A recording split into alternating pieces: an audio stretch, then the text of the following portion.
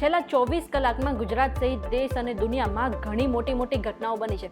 એ બધામાંથી અમે તમારી માટે 10 એવા સમાચાર લઈને આવ્યા છીએ જે તમારે જાણવા જરૂરી છે.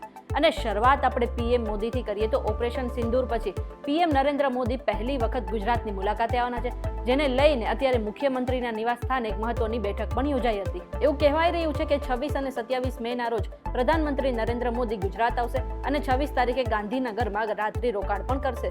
આ સિવાય કચ્છ, દાહોદ અને ગાંધીનગર ખાતે કાર્યક્રમમાં હાજર પણ રહેશે. અને પ્રધાનમંત્રીના કાર્યક્રમને આખરી ઓપ આપવા માટે આજે ગુજરાતમાં મહત્વપૂર્ણ બેઠક પણ યોજાઈ હતી. વર્ષ 2021માં ગુજરાત પર તાઉતે વાવાઝોડાએ કહેર મચાવ્યો હતો. એ પછી હવે વર્ષ 2025માં ફરી એક વખત ગુજરાત પર વાવાઝોડાનો ખતરો મંડરાઈ રહ્યો છે. હવામાન નિષ્ણાત અંબાલાલ પટેલે આગાહી કરી છે કે હાલ અરબ સાગરમાં ખતરનાક વાવાઝોડું સક્રિય થયું છે અને આગામી 22 મેથી વાવાઝોડાની અસર મુંબઈ સહિતના તટીય ક્ષેત્રોમાં વર્તાવા લાગશે. અને 24 મેથી લઈને 30 મે સુધીમાં રાજ્યમાં ગાજવીજ સાથે વરસાદની આગાહી પણ કરવામાં આવી છે. અને આ સમયે પવનની ગતિ 150 કિલોમીટર પ્રતિ કલાકની રહેશે એવી પણ સંભાવના જાહેર કરવામાં આવી છે. આ વાવાઝોડાની અસર આખા રાજ્યમાં વર્તાશે અને સાથે સાથે ખાસ કરીને સૌરાષ્ટ્ર પટ્ટા એટલે કે દરિયાઈ પટ્ટામાં ધોધમાર વરસાદ આવે એવી પણ સંભાવના જાહેર કરવામાં આવી છે. અમદાવાદમાં ઓપરેશન ક્લીન ચંડોળાનો ફેઝ 2 આવતીકાલે શરૂ થવા જઈ રહ્યો છે. અમદાવાદના ચંડોળા તળાવ વિસ્તારમાં ચુસ્ત બંદોબસ્ત વચ્ચે એએમસી દ્વારા ડિમોલેશનની કામગીરી હાથ ધરવામાં આવશે અને આ કામગીરી માટે 3000 પોલીસ કર્મીઓના બંદોબસ્ત પણ તૈનાત કરવામાં આવશે, જેમાં 25 એસઆરપીની કંપનીઓ પણ સામેલ હશે.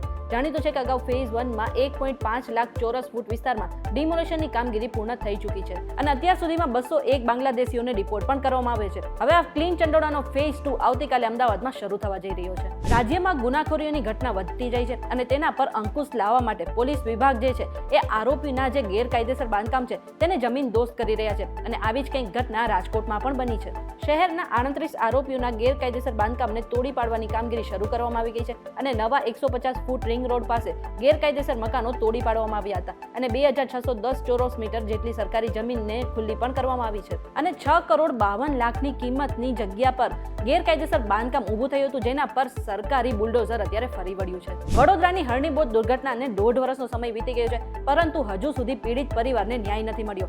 એવામાં પીડિત પરિવારોએ ભાજપના નેતા વિરુદ્ધ પોસ્ટર વિરોધ કર્યો હતો અને ભાજપના કોઈ પણ નેતા કે આગેવાનોએ પ્રવેશ ન કરવો એવા લખાણ સાથેના પોસ્ટરો પીડિત પરિવારોએ પોતાના મકાન પર લગાવ્યા હતા.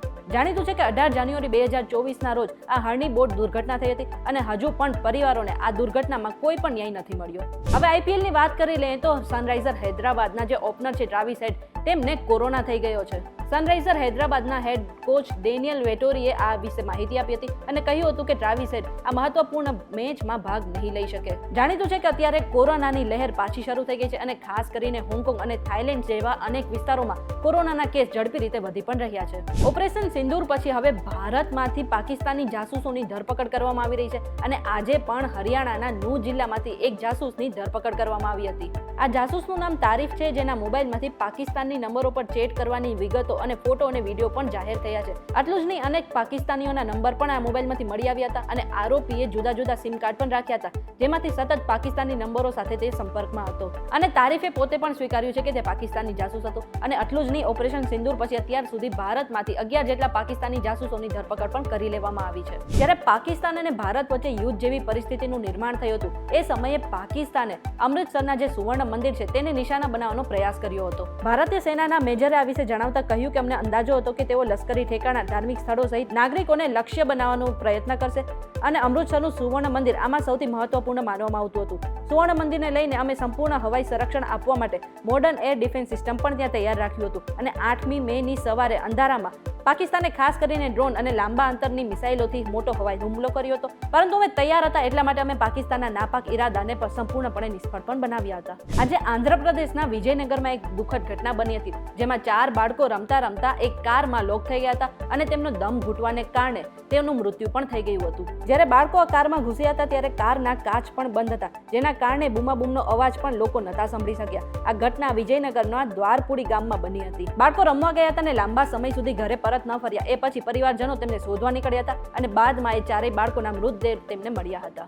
હવે અમેરિકાની વાત કરી લઈએ તો અમેરિકાના ભૂતપૂર્વ રાષ્ટ્રપતિ જો બાઇડનને અત્યારે પ્રોસ્ટેટ કેન્સર હોવાનું નિદાન પણ સામે આવ્યું છે. બાઇડનના સ્વાસ્થ્ય અંગે તેમના કાર્યાલય દ્વારા આપવામાં આવેલી માહિતી અનુસાર પ્રોસ્ટેટ કેન્સરના કોષો તેમના હાડકા સુધી ફેલાઈ ગયા છે. આથી જો બાઇડન અને તેમનો પરિવાર કેન્સરની સારવાર લેવાનું પણ વિચારી રહ્યા છે. આટલું જ નહીં, ડોનાલ્ડ ટ્રમ્પ અને તેમના પત્નીએ પણ બાઇડન પરિવારને સાંત્વના આપી છે અને તેમના લાંબા આયુષ્યની શુભેચ્છા પણ પાઠવી છે. બીજી તરફ પીએમ મોદીએ પણ તેમના માટે ટ્વીટ કર્યું હતું અને પીએમ મોદીએ તેમના ઝડપી અને સંપૂર્ણ સ્વસ્થ થવાની કામના પણ કરી હતી. ત્યારે આ બાબતે તમે શું વિચારો છો કમેન્ટ કરીને જરૂરથી જણાવી દેજો અને આવા જ વિડીયોઝ જોવા માટે અમારી ચેનલ સાથે જોડાયેલા રહેજો.